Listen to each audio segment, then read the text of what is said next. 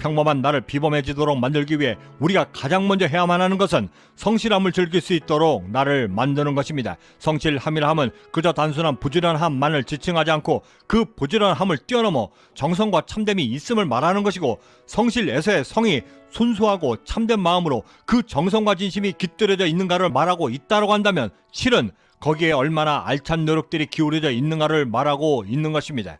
20년 전의 성실은, 최소한 제가 성실을 꿈꿨던 당시의 성실은 그저 열심히 시간 이상으로 바삐 사는 것을 말하는 것이었고, 남들에게 뒤처지지 않기 위해, 남들보다 앞서기 위해 사는 오직 단 그 두 가지 이유 때문에 열심히 살며 그것이 성공의 기준이요 성실함의 원칙이라 믿고 살았던 것입니다. 20년이 흘러 지금의 시대가 요구하는 성실함의 의미는, 성실함을 즐길 수 있는 단계에 이르렀을 때 우리가 가장 경쟁력 있게 성공에 다다를 수 있다라고 말하고 있고, 실제 제가 수십 년간 그 수많은 시행착오를 통해 제가 직접 목격하고 실제 실천하며 깨닫게 된 그것은, 성실함으로 즐길 수 있어 얻게 된 성과가 가장 경쟁력 있고 가장 효율적인 것임을 실제 체감하며, 그런 성공의 가장 기본적인 조건들이 충족이 되었을 때 나의 성공 역시도 더욱더 빠르고 안정되게 성장이 가능하다는 것을 확신할 수 있었습니다.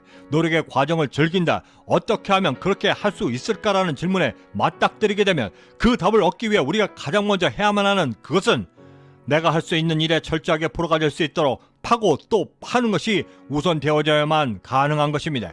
다른 사람들이 따라올 수 없을 정도로 내가 하는 일에 정통하고 프로가 되면 내 눈빛은 그에 따라 날카롭게 변하게 되고, 이미 남다른 자신감으로 무장하게 된 상태에서 얻게 된 그 탁월한 실력들은 내가 프로의 경지에 이르기도 전에 나를 그 모든 과정에서 즐길 수 있는 힘을 얻게 만들고, 드리는 노력에도 참된 성실함으로 무장이 될 수 있도록 만들어 주는 것입니다.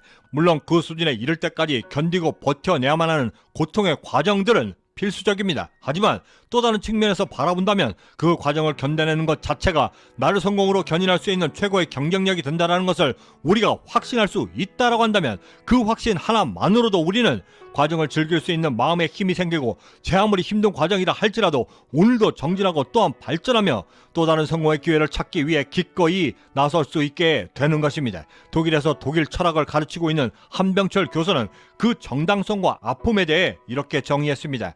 고통 없이 진실은 절대 나오지 않는다.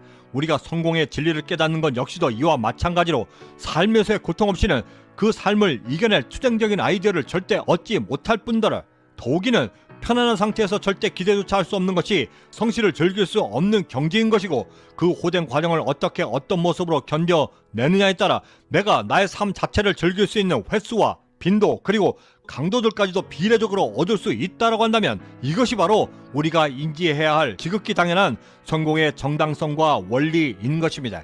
프랑스에서 열린 익스트림 세계 액션 스포츠 대회에서 어그레시브 인라인 여자 주니어 부문의 세계 1위를 차지한 당시 11살이었던 장서아에게 세계 1등으로 시합을 마쳤는데도 왜 오늘도 연습하러 가느냐고 물었고, 이에 대해 장서아는 이렇게 답변했습니다. 더 잘하고 싶어서요.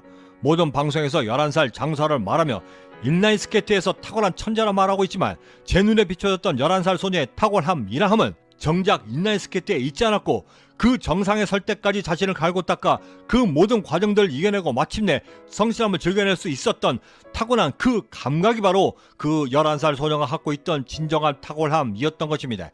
태어나 20년이 지났어도 그 존재조차 몰랐고 아무런 꿈도 없던 시절, 어느 날 갑자기 성공을 꿈꾸고 다시 20년이 지나고 나서야 깨달을 수 있었던 성실함을 즐길 수 있는 감각을 그 소녀는 이미 11살에 깨달았기 때문입니다. 성실함을 즐길 수 있는 그 원동력에 대해 11살 작은 거인은 이렇게 답변했습니다. 성공하면 기분이 좋잖아요.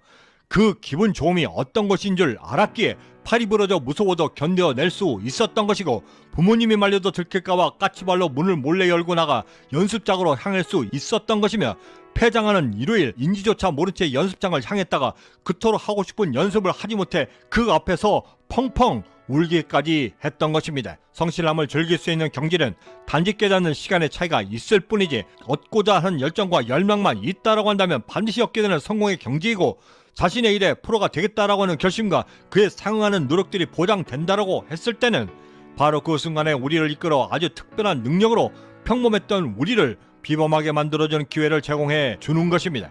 바로 그런 이유로 오늘도 우리가 그 경지를 위해, 그 진리를 깨닫기 위해 더욱더 깊이 나의 하루를 파고 또 파는 것입니다. 나를 비범하게 만드는 두 번째 방법은 지극히 단순해지는 것입니다. 성공을 향해 가며 수도 없이 많은 일들이 우리 주변에 일어나고, 좋든 싫든 그 모든 것들은 내가 실패할 수밖에 없는 이유, 주저할 수밖에 없는 핑계거리들을 만들어 우리를 계속해서 머뭇거리게 만들고, 이때 우리의 매우 단순한 생각은 그 모든 불리한 생각들과 상황들조차 매우 하찮게 여길 수 있도록 만들어 주문 물론이고, 몰입이 가능하게 하여 극복해야 한다는 말조차 필요가 없을 만큼 집중도를 발휘할 수 있게 되고, 그것이 바로 세상이 말하는 성공할 수 있는 자질이며 우리가 반드시 쌓아 올려야만 하는 성공 능력이 되는 것입니다. 어느 분야나 마찬가지겠지만 하나에 정통하게 되면 다른 것을 정복해내는 것은 무척이나 쉬워집니다. 영어를 한번 마스터한 사람이 일본어나 중국어를 매우 빠르게 습득할 수 있는 것은 한 가지 언어를 습득해가는 과정에서 자신만의 노하우를 깨닫게 되고,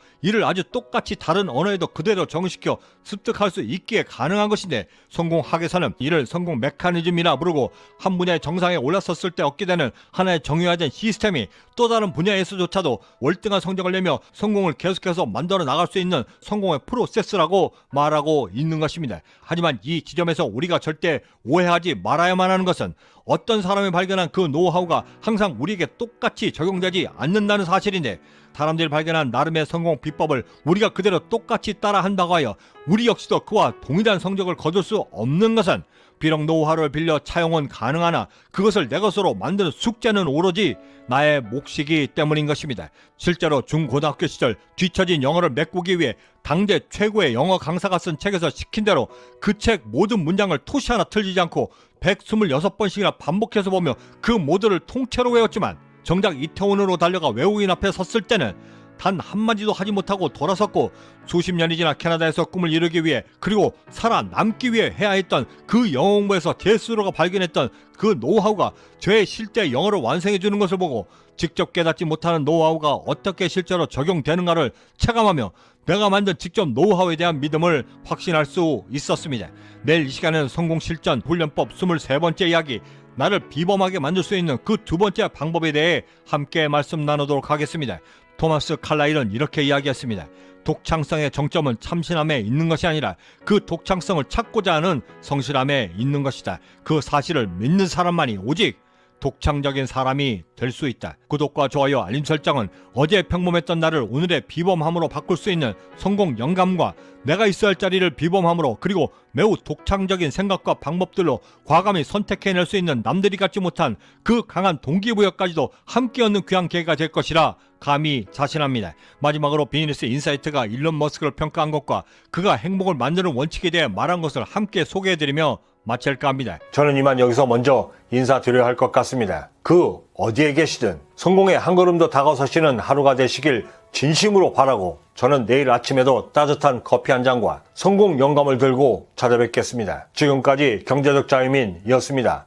감사합니다. 일론 머스크는 이렇게 이야기했습니다. 사람들 자신이 열정을 갖고 있다는 사실 자체를 계속해서 추구해야 한다라고 저는 믿고 있습니다. 그것은 자신 스스로를 다른 그 어떤 것들보다도 행복하게 만들어 줄 것이라는 것을 제가 알기 때문입니다. 그런 그를 향해 비즈니스 인사이트지는 이렇게 평가했습니다. 스티브 잡스가 우리의 삶 방식 자체를 바꾸었다면 일론 머스크는 우리가 사는 이 세상을 바꾸고 있다. 그런 일론 머스크의 또 다른 목표는 바로 향후 10년 내에 애플의 시가총액을 뛰어넘는 것이다.